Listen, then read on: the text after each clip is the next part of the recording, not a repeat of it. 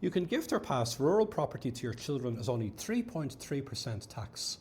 Agricultural relief is what makes that rate possible. If there's a home on farmland, the house can get relief, and when it does, the saving for your children can be very large.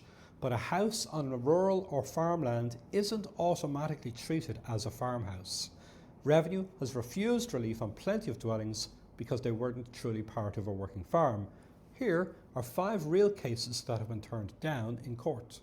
First, the overdeveloped country house, a large upgraded home that feels more like a country retreat than the base of a farm.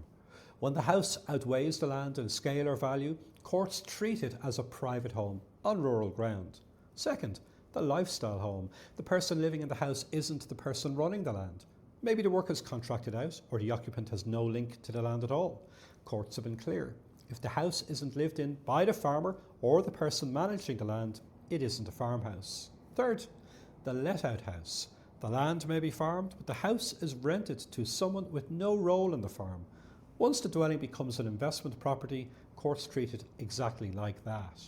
Fourth, the house is cut away from the land. It sits on its own plot, fenced off or separated from the yard.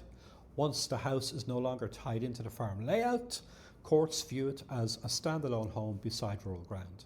Last, the empty or unused house. Nobody lives there, no work is done there, and no worker or manager uses it. Courts treat that as a dormant dwelling. A house qualifies for agricultural relief when it's genuinely part of a working farm. It's not too grand, not rented out. It's not away, unused or lived in by somebody with no farming role. If you have a genuine farmhouse, you can save a lot of tax with agricultural relief. Don't forget it.